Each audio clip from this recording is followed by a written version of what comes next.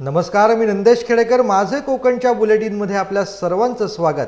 पाहणार आहोत आजच्या ठळक घडामोडी. रवींद्र वायकर यांचा विजय वादाच्या भोवऱ्यात. ठाकरे गटाकडून मतमोजणीत गैरप्रकार झाल्याचा आरोप. तर आदित्य ठाकरे यांनी घेतली पत्रकार परिषद. ही जागा आम्ही जिंकलो, आता न्यायालयात लढाई सुरू होणार, आदित्य ठाकरे. अण्णासाहेब पाटील आर्थिक महामंडळात कर्मचाऱ्यांची गरज. महामंडळाच्या 61 कर्मचाऱ्यांना तडकाफडकी काढले. एमडी यांनी जाणीवपूर्वक घेतला निर्णय, नरेंद्र पाटील. चिपळूण भोगाळे येथे नाल्याचं पाणी थेट शिरलं रहिवासी बिल्डिंगमध्ये. शहरातील भोगाळे येथील बिल्डिंगमध्ये घडला प्रकार. गटार बांधताना ठेकेदारानं मोरी बुजवल्याने नाले तुंबले. नागरिकांच्या तक्रारीनंतर पालिकेकडून तात्पुरता तोडगा.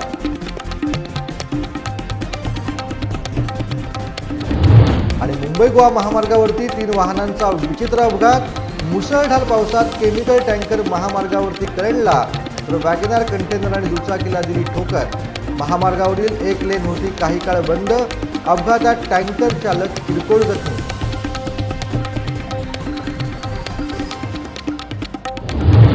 पाहूया सविस्तर वृत्त. शिवसेना शिंदे गटाचे मुंबई उत्तर पश्चिम मध्य लोकसभेचे उमेदवार रवींद्र वायकर यांचा विजय सध्या वादाच्या भोवऱ्यात सापडलाय. रवींद्र वायकर यांनी अमोल कीर्तीकर यांचा अवघ्या 48 मतांनी पराभव केला.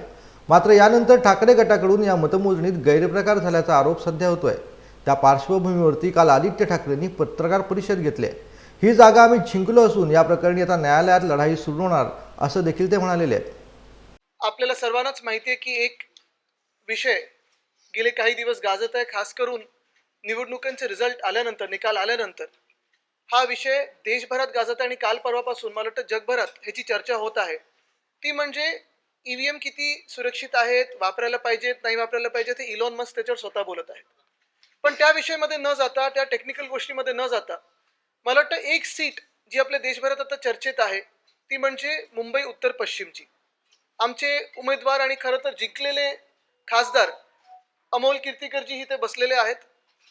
त्यांच्या सीटमध्ये 4 तारखेलाच रात्रीपर्यंत आपल्याला माहिती आहे पुढे मागे चाललं होतं. मग 1 मताने जिंकले, मग कधी वाटलं 600 मतांनी जिंकले. मग नक्की सीट आपल्या हातातून गेली कशी, काय गडबड झाली, काय गफलत झाली. आणि त्याच्यानंतर गेले 10 दिवस 5 जून पासून चर्चा सुरू आहे. काल परवाकडे देखील पेपर्समध्ये असेल, बातम्यांमध्ये असेल, आपल्याच माध्यमातून वेगळे वेगळे त्याच्यात रिपोर्ट्स येत आहेत. मग आत फोन कोणी घेऊन गेलं होतं का, कोणाच्या फोन OTP आला होता का, कोणी काही तिथे गडबड करण्याचा प्रयत्न केला का. आपल्या सर्वांना माहिती आहे की हे सगळे विषय घेऊन कोर्टाची लढाई तर सुरू होणारच आहे. कारण ही सीट आम्ही जिंकलेलो आहोत, हक्काची आहे. आणि मुंबईकरांनी जो निकाल दिलेला आहे हुकुमशाहीच्या विरोधात, तो जग जाहीर आहे. कुठे ना कुठेतरी फ्रॉड झालेला आहे, जो आम्ही सगळ्यांच्या लक्षात आणून देऊ इच्छितो. आता ज्या बारकाईच्या गोष्टी आहेत सगळे काही आज आम्ही ओपन करू शकत नाही, कारण त्या कोर्टासमोर पण येतील, इलेक्शन कमिशन समोर येतील, त्याच्यात आपल्याला कळतील. पण हे सगळं होत असताना आपल्यासमोर हेच आणायचं आहे की ही जी निवडणूक झाली आणि खास करून ह्या सीटची झाली, ही फ्री अँड फेअर होती का? मतमोजणीची जी प्रक्रिया होती ती फ्री अँड फेअर होती का? जी आपल्याला अपेक्षित आहे की देशात पारदर्शकपणे निवडणुका झाल्या पाहिजेत, मतमोजणी आहे पारदर्शकपणे झाली पाहिजे, लोकशाहीचा सण आपण याला मोजतो, हा सण तसा साजरा गेला का? आणि जे लोक जबाबदार असतात, जिम्मेदारी ज्यांच्यावर असते की ही प्रक्रिया पूर्णपणे पार पडल्यानंतर जे काही ऑब्जेक्शन सजेशन असतात ते ऐकून घेतल्यानंतर सगळ्यांना संतुष्ट करणं की ही निवडणूक फ्री अँड फेअर होती, प्रोसेस चांगली होती, नीट होती, हे त्यांच्याकडून झालंय का? ते न होता काल परवाकडे आपण बघतोय प्रेस नोट आता यायला सुरू झालेले आहेत. त्याच्यात पण काही काही गफलती आहेत, त्या देखील आम्ही तुमच्यासमोर उघड करणार आहोत. आजची ही प्रेस कॉन्फरन्स ही पहिली प्रेस कॉन्फरन्स होती, कारण इथपासून ही लढाई सुरू होत आहे. आज जी जगभरात आणि देशभरात चर्चा सुरू आहे, मला वाटतं आमच्यासारखे अनेक अशा वेगळ्या वेगळ्या सीट्स असतील देशभरात जिथे ही चर्चा होऊ शकते.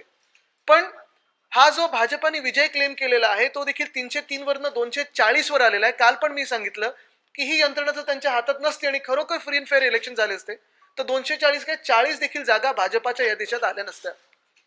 आज आपण पाहतोय वातावरण सगळीकडे हेच आहे, रोष आहे लोकांचा. आणि आज पण आपण पाहतोय की हे सगळं सोडून परत विषय भलतीकडे नेला जातोय भाजपाकडून. मग हे ते ह्यामुळे मतं मिळेल, त्यामुळे मतं मिळाली. मी एवढंच सांगेन की भाजपला ज्या काही सीट मिळालेल्या आहेत, मतं मिळालेली आहेत, ती ह्या यंत्रणेचा गैरवापर करून मिळालेल्या आहेत. आज ह्या प्रेस कॉन्फरन्स मधून निवडणूक आयोगाने योग्य ती जी काही सूचना आहे ती घ्यावी, पुढची कारवाई करावी.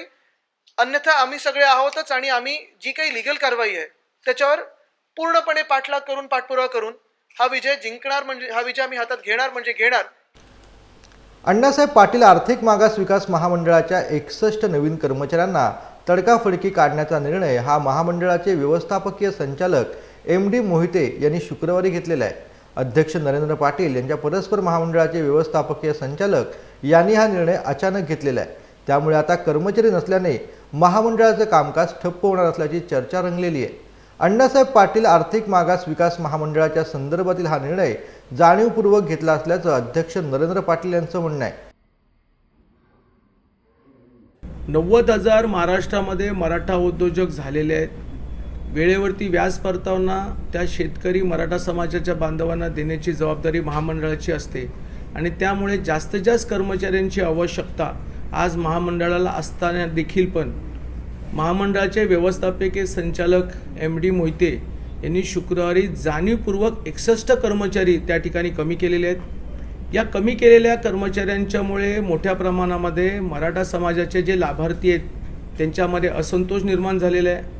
आज आचारसंहितेच्यामुळे 50 ते 60 कोटीचा व्याज परतावा थकलेला आहे या महाराष्ट्राच्या लाभार्थ्यांच्याकडे आणि अशा प्रकारे जर कर्मचारी 61 कमी केले तर सदर लाभार्थ्यांना जो व्याज परतावा आहे तो अजून 2 ते 3 महिन्यामध्ये देण्यामध्ये असक्षमता राहील आणि म्हणून राज्याच्या मुख्यमंत्र्यांना प्रत्यक्षामध्ये भेटून MDनी केलेल्या कृत्याला ताबडतोब त्या ठिकाणी थांबवण्यात यावं. जर MDंना त्यांची बदली करून घ्यायची असेल किंवा राज्य सरकारला जर इतका चांगला कार्यक्षम MD असेल तर त्यांना दुसरीकडे कुठेतरी बदली करण्यात यावी. परंतु महामंडळावर एक चांगला सक्षम अधिकारी जो महामंडळाच्या गैरव्यवहारापासून हे महामंडळ स्वच्छ पद्धतीने चालवेल अशाची नेमणूक करावी अशी माझी सरकारला विनंती आहे. शुक्रवारी आमची महामंडळाची संचालकांची मीटिंग होते. त्याच्यामध्ये प्रधान सचिव डॉक्टर रामगोपाल देवरा साहेबांच्या उपस्थितीमध्ये कुठे चर्चा होत नाही, पण त्या मीटिंगमध्ये मी काही मुद्दे बोर्ड मीटिंगमध्ये निदर्शनास आणून दिले की आउटसोर्सिंगच्या माध्यमातून चुकीच्या पद्धतीच्या लोकांनी टेंडर भरलेले आहे त्यांची चौकशी करावी. रिकन्सिलेशनचं मॅटर ज्याच्यामध्ये प्रत्यक्षात लाभार्थ्यांना व्याज परतावा मिळाला आहे का नाही, कारण काही लाभार्थ्यांची टर्म पूर्ण झालेली आहे 6,000, याची चौकशी करावी. ही करायची मागणी मी महामंडळामध्ये परत एकदा मोठ्या प्रमाणामध्ये मांडल्यामुळे कुठेतरी MDंना याच्यामध्ये काहीतरी अडचण निर्माण झालेली हे लक्षात आलं असेल आणि म्हणून कर्मचारी कपात करण्याचा अचानक निर्णय, एकतर्फे निर्णय हा त्यांनी घेतलेला आहे. या निर्णयाचं चेअरमन म्हणून माझ्या कुठल्याही प्रकारे कल्पना दिली गेली नाही. किंबहुना महामंडळाचे संचालक आहेत किंवा प्रधान सचिव आहेत देवरासाहेब यांनाही कुठल्या प्रकारे माहिती दिली गेलेली नाही. सर, याच्यामध्ये आता तुमची पुढची भूमिका काय असेल? मुख्यमंत्र्यांना आज भेटणार आहे, याबद्दल गांभीर्य त्यांना पटवून देणार आहे. जर फडणवीस साहेबांना भेटणार आहे त्यांना गांभीर्य पटवून देणार आहे. अजितदादा पवार भेटलेस तर त्यांनाही गांभीर्य पटवून देणार आहे आणि ते कर्मचाऱ्यांची पुनर्नियुक्ती करत असताना अजून 150-200 कर्मचारी जर आम्ही या महामंडळाच्या असणाऱ्या पगारावरती भरले म्हणजे पेरोलवरती जर घेतले तर महामंडळाशी बरीचशी अडचणी त्या ठिकाणी मार्गीस लागतील. काही दिवसांपूर्वी चिपळूणच्या मध्यवर्ती SD स्टँड परिसरातील गटाराचं बांधकाम झालं. बांधकामाच्या वेळी सदर ठेकेदारानं रस्त्याच्या पलीकडून येणारी नाल्याची मोरी बुजवल्यामुळे शेजारील नाला तुंबला. याचाच परिणाम म्हणून शहरातील भोगाळे येथील एका रहिवासी बिल्डिंगमध्ये नाल्याचं पाणी शिरलंय. नागरिकांनी तक्रार केल्यानंतर नगरपालिकेचा JCB दाखल झाला आणि सदर नाला मोकळा करण्यात आला. मात्र नाला मोकळा झाला तरीही पाणी वाहत नाही हे कळल्यानंतर या ठिकाणची मोरी बुजली आहे असा निष्कर्ष निघाला. आता मोरी मोकळे करण्यासाठी पुन्हा बांधलेलं गटार फोडावे लागणार हे मात्र नक्की. नगरपालिका आता या प्रकरणात पुढे काय कारवाई करणार याच्याकडे आता सर्वांचं लक्ष लागलेलं आहे.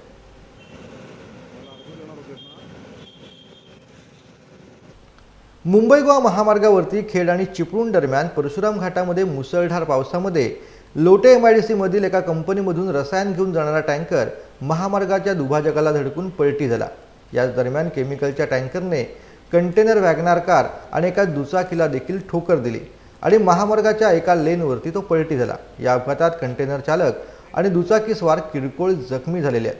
मुंबईच्या दिशेने जाणारी वाहतूक काही काळ बंद करण्यात आली होती व वाहतूक सर्व्हिस रोडने सुरू करण्यात आली. घटनास्थळी महामार्ग पोलिसांनी धाव घेऊन वाहतुकीचे योग्य नियोजन केल्यामुळे रहदारी झाली नाही व महामार्ग ठप्प झाला नाही.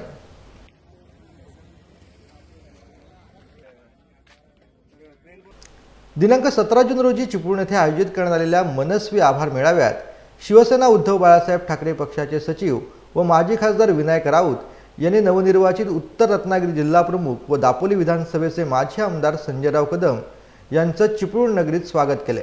यावेळी शिवसेना चिपळूण तालुका प्रमुख विनोद सगडे, शहर प्रमुख शशिकांत मोदी यांच्यासह शिवसेना संपर्क प्रमुख अरुण दुधवडकर, माजी आमदार रमेश कदम, उत्तर रत्नागिरी शिवसेना सहसंपर्क प्रमुख सचिन कदम, राष्ट्रवादी काँग्रेसचे नेते प्रशांत यादव, जिल्हा परिषद माजी अध्यक्ष रोहन बने, माजी अध्यक्ष संतोष खेराडे, चिपळूण संगमेश्वर विधानसभा क्षेत्र प्रमुख बाळा कदम, खेड तालुका प्रमुख संदीप कांबळे, उपतालुका प्रमुख प्रतापराव शिंदे आणि मान्यवर व शिवसैनिक यावेळेला उपस्थित होते.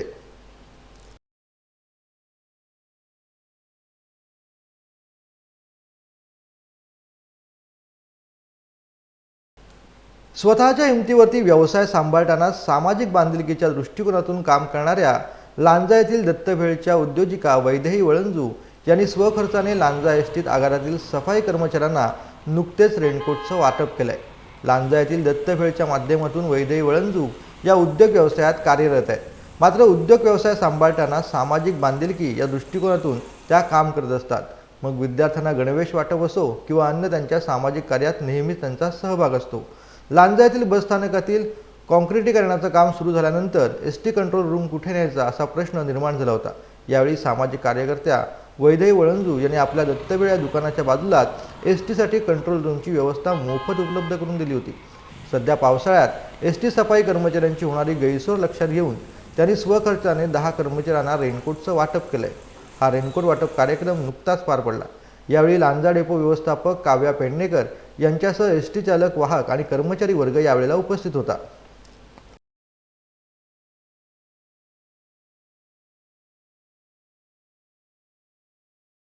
नमस्कार. आपल्या लांजा बसस्थानकाचे कॉन्क्रिटीकरणाचे काम सुरू असल्यामुळे आमच्या वाहतुकीचं नियोजन हे रेल्वे हॉटेलच्या समोर करण्यात आलं होतं, लांजा एस्टेटच्या समोर. आणि त्या अनुषंगाने मला प्रवाशांच्या सोयीसाठी अनाऊन्समेंट करण्याची गरज होती आणि कंट्रोलरला जागाही आवश्यक होती. त्यावेळेला प्रथमचे सुरुवातीचे जे 5 तारखेपर्यंतचे दिवस आहेत ते आपल्या लांजा हायस्कूलने जी जागा दिली होती कॅम्पिंगची उपलब्ध करून, आणि त्यामुळे आम्हाला की प्रवाशांच्या अनाऊन्समेंटची सोय करता आली. आणि त्यानंतर शाळा सुरू होणार असल्यामुळे मला सगळं पुनश्च स्थलांतर करण्याची वेळ आली.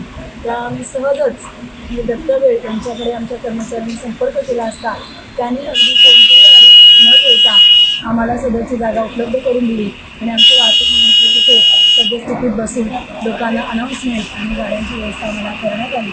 आणि त्याचबरोबर आणखीन एक काही महत्त्वाची आणि खूप चांगली गोष्ट केली तर आमचे जे स्वच्छ असतात म्हणजे बसस्थानकाचे आहेत, स्टँडवरच्या बसेस धुण्याचं स्वच्छता आहे, तर त्या स्वच्छतांना त्यांनी स्वतःहून आम्ही कोणती मागणी न करता किंवा त्यांना काही कल्पना नसतात त्यांनी स्वतः विचार करून त्या स्वच्छतांना पावसाळी रेनकोट भेट म्हणून दिले आहे. तर याबद्दल आमचे हे लांजा आगारातर्फे तसेच आमच्या महामंडळातर्फे त्यांचे खूप खूप आभार आणि त्यांना खूप खूप खरंच धन्यवाद. बकरी ईदच्या निमित्ताने शिवसेना उद्धव बाळासाहेब ठाकरे पक्षाचे उत्तर रत्नागिरी जिल्हा प्रमुख व दापोली विधानसभा मतदारसंघाचे माजी आमदार संजय कदम यांनी खेड शहरातील मुस्लिम बांधव तसेच प्रसिद्ध बांधकाम व्यावसायिक सिकंदरभाई मुसा यांची भेट घेऊन त्यांना शुभेच्छा दिल्यात.